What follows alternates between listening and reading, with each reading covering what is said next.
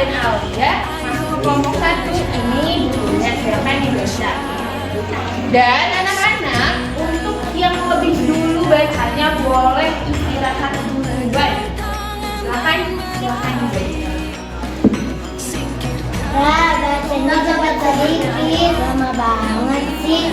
Kita pengen cepat selesai nih. Ayo Ra, jangan diam saja. Lanjutkan bacanya, biar kelompok kita cepat selesai. Ih, berisik. Oh, salam dan bahagia Ibu dan Bapak Guru. Bagaimana ya kalau kita menghadapi keadaan seperti cerita tadi? Maksud hati kita ingin mengorganisir murid, ternyata malah jadi bingung seperti Ibu Dina. Nah, saat kita masuk kelas, tentunya kita sudah merencanakan rangkaian pembelajaran yang ingin kita sampaikan kepada murid. Tetapi, apakah Ibu dan Bapak juga sudah menyiapkan strategi dalam manajemen kelasnya? Bagaimana nih cara kita dalam mengolah kelas agar kegiatan menjadi efektif? Nah, kita sudah belajar nih pada materi sebelumnya bahwa setiap murid itu memiliki profil belajar, kesiapan, kebutuhan, dan minat yang berbeda-beda, sehingga kita perlu memetakan murid untuk membantu proses belajarnya. Nah, ketika kita sudah menyesuaikan rencana pembelajaran sesuai kebutuhan murid, sekarang saatnya kita menyiapkan suasana kelas yang nyaman, teratur dengan pengaturan manajemen kelas yang tepat. Manajemen kelas merupakan usaha yang diarahkan untuk mewujudkan suasana pembelajaran yang efektif dan menyenangkan sehingga murid dapat termotivasi dalam belajar. Lalu, bagaimanakah ragam strategi manajemen kelas yang dapat kita terapkan untuk mendukung proses belajar murid? Berikut adalah strateginya. Yang pertama, melibatkan murid.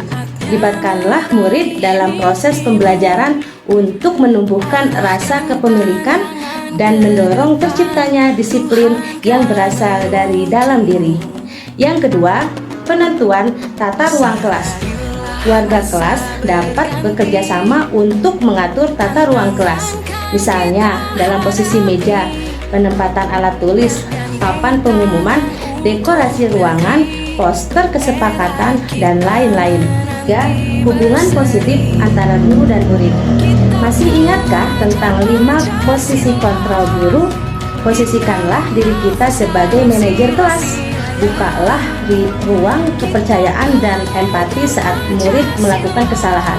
Bantulah mereka untuk menemukan solusi atas permasalahannya dan berikan apresiasi yang tepat atas semua pencapaian murid. Yang keempat, kesepakatan kelas. Bentuklah beberapa kesepakatan kelas untuk membantu kelancaran proses belajar, seperti mengatur posisi duduk murid, aturan berbicara di kelas, penentuan petugas piket, dan lain-lain. Lakukanlah kesepakatan sesuai dengan keyakinan kelas. Yang kelima, pengelompokan kelas.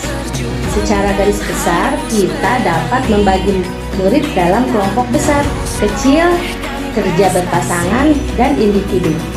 Berikut adalah detail ragam strategi pengelompokan yang dapat kita lakukan. 1.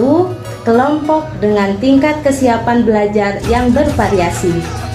Kelompok ini terdiri dari murid dengan tingkat kesiapan belajar yang bervariasi. Hal ini bertujuan agar murid dapat saling membantu satu sama lain.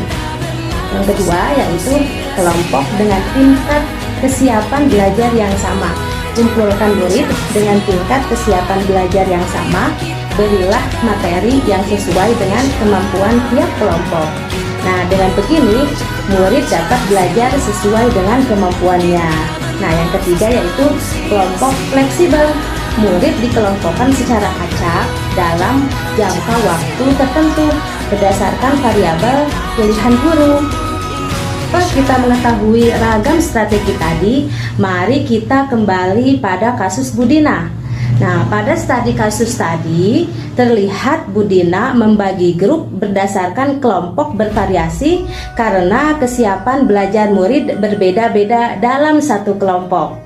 Nah, agar murid dapat saling membantu dalam kelompok bervariasi, maka seharusnya Bu Dina itu dapat menurunkan level bacaan sesuai dengan tingkat kesiapan belajar murid yang paling rendah.